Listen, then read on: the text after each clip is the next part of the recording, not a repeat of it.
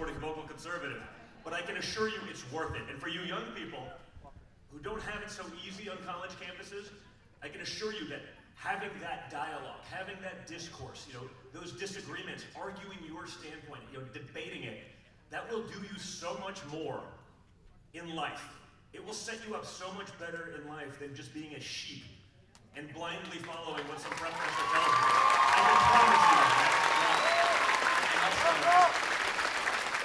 What Don's talking about is so important, is what's happening in our country is a very disturbing trend of self-censorship, where people are not just being shut up by other people, but people are shutting themselves up because they are fear the retribution. And people say, well, I don't know if I'm going to wear that Trump hat when I go to the grocery store. You wear it everywhere. Good for you. Oh, I love that. Nice. Woo. There's a lot more. There's a lot more. There's plenty that won't admit it, guys. So we appreciate you having the guts to be out there, but we see it all the time. They are fed up. And honestly, for so long, so many of the Latinos I know, religious, pro-life, hard-working, family, school, education. They look at the Democrat Party and say, they offer me nothing. There's just a long history. It's like the blue-collar worker I was talking about earlier. There's a long history, so that's hard to overcome. But the party doesn't represent anymore.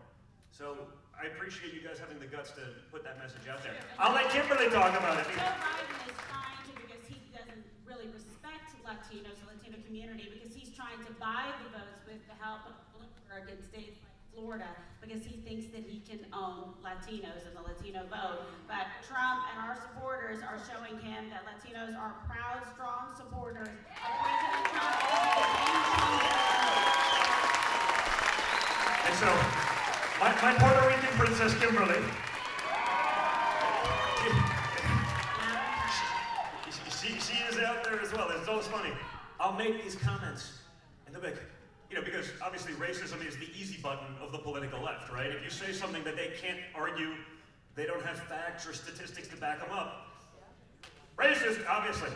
So I'll talk about these things on the set. They'll say, Don, you're racist. I go, that's really weird. I'm there in bed with my Puerto Rican girlfriend at night. We're watching the news, and they're calling me a racist. I'm saying, I'm doing it all wrong.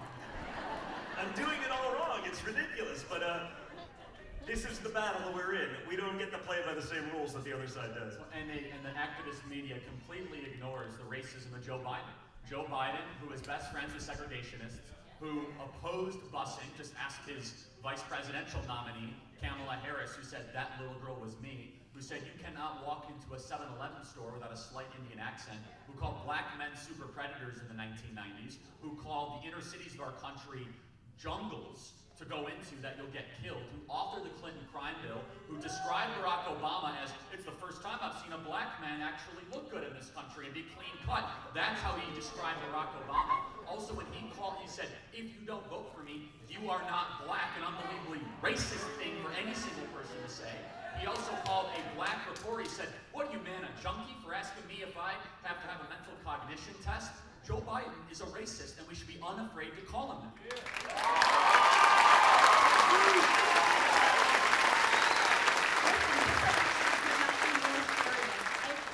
Charlie, you're so right to call Joe Biden immoral. This really is someone who has done absolutely nothing for the American people. He has lied, cheated, and tried to steal his way into every office and tried to profit with his family, and unfortunately has been successful doing so with China. He puts China ahead of this country.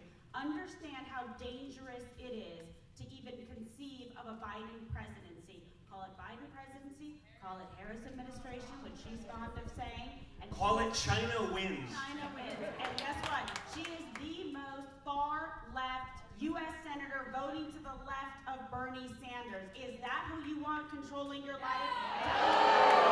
Telling you what to think, telling you what to do, telling you you're the victim, that you are reliant, dependent on government as a crutch so they can bloat up government, take your liberty, your freedom, your guns, disrespect our flag, take a knee, and support organizations, anarchists that would tear and burn this country down like BLM and Antifa. I don't think so.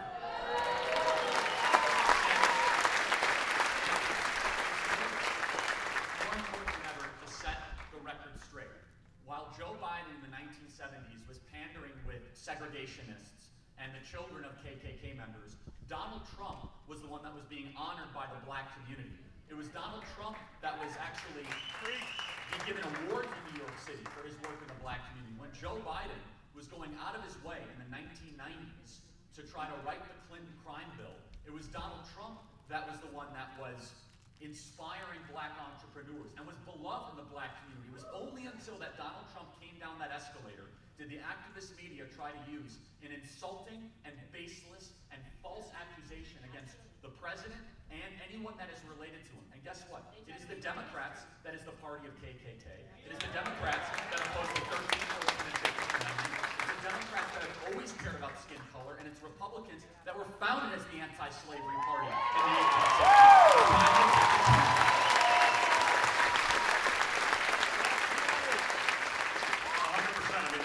Interesting about the whole process, right? I mean, I think my father it was like 136 different rap songs, right?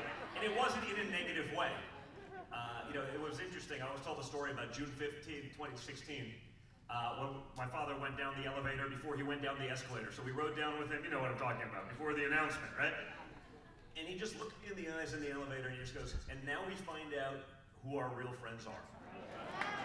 Which tells me a couple of things. First of all, it tells me, he's a big boy. He understands how the real world works. Right? It's really easy to be woke, whatever that means today, because it moves every day. Right? It just goes further insane. But he knows how the real world works. He knows that plenty of people that would have been friends for decades would, all of a sudden magically forget about decades of friendship. But more importantly, he knew that that would happen, and he did it anyway. In all fairness, Donald Trump didn't need this job, but we need Donald Trump.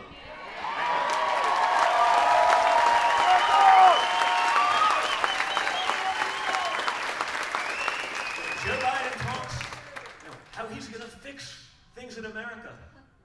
Joe, why didn't you do it in the first half a century? I mean, no, seriously, we all know guys that take a few minutes to warm up. For example, Charlie. It took him about 2 seconds when he got on the stage to be fully in his groove, okay? 50 years? 50 years? I mean, I was -8 when Joe Biden became an elected official. Now, seriously, you have friends on the fence? Ask them. Name a single Joe Biden accomplishment. Well, he did good stuff for China, but nothing for America. Now, think about that. Then he's going to fix racial strife in America. Wow. You've heard my thing before. No, you're right. You would think that if you were the vice president for 8 years to the first African-American president, maybe if you actually gave a crap about the issue, you would have done something utilizing that platform. I don't know. I would have done something with that. Meaning, if you're not just pandering, which they're really good at, if you're not just telling people what they want to hear, if you actually want to solve a problem rather than just campaign on it, why don't you do something? The reality is this, guys. If Joe Biden knew how to fix anything, he would have done it by now. But he doesn't, and we all know that. And Donald Trump is cleaning up the multi-decade mess of Joe Biden and this bipartisan kind of cartel that existed in D.C. And this is what I love the most about the president. And you guys know this being in Arizona, that sometimes Republicans that call themselves Republicans are not exactly conservative. You guys know this all too well. And that's all I'm going to say about that. You guys can fill in the gaps. But President Trump is now ending the endless wars that our middle-class families went to go fight for overseas. Multi-decade wars in Afghanistan. While also not being afraid to take terrorists off this planet if they dare threaten the United States.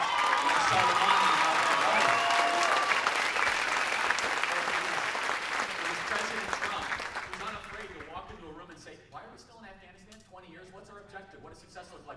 Why are we funding schools in Afghanistan but not funding schools in Maricopa County? Why are we building bridges in Iraq but we're not building bridges in Scottsdale? What's going on? I don't understand. This makes sense to me. And the answers are like, well, Mr. President, we have to be there endlessly. I've been in the room.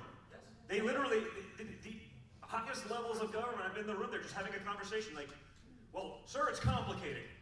I'm the president, it's kind of a big issue. Tell me about it. They literally can't. They're mumbling on it. Why are we in Afghanistan 20 years later? What is our objective at this point? Oh, well, it's complicated. No, we got time. We got time because it's so complicated. Our guys are dying for no reason. Please articulate. Well, you know what the real answer is, guys? These people want a board seat at War Inc. Okay? They want to get out. They want to be on the board of Raytheon. They want to be on the board of this. Northrop Grumman, whatever it may be. They want that board seat. That's their retirement plan. So you keep them in the war. You buy billions of dollars of missiles rather than actually building up our military. So if we need to actually use it, we can. We're using it for no objective.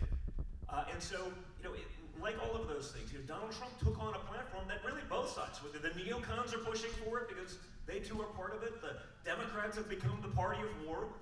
This wasn't necessarily a conservative platform issue. It's just the right thing to do. Just like Joe Biden didn't solve racial issues because he would rather campaign on them, Donald Trump did. Right? Donald Trump did prison reform.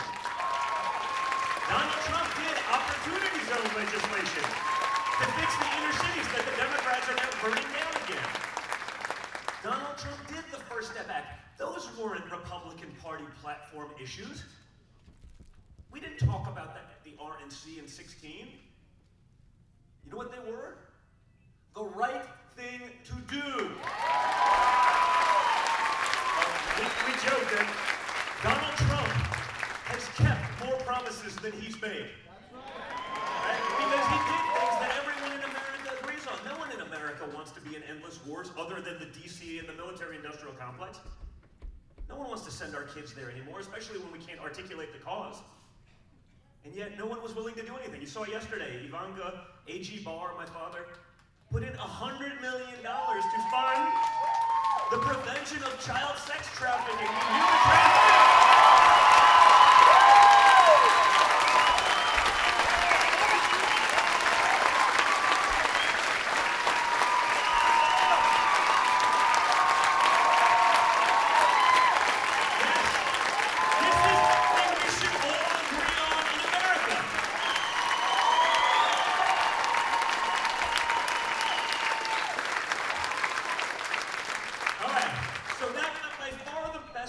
Of the day.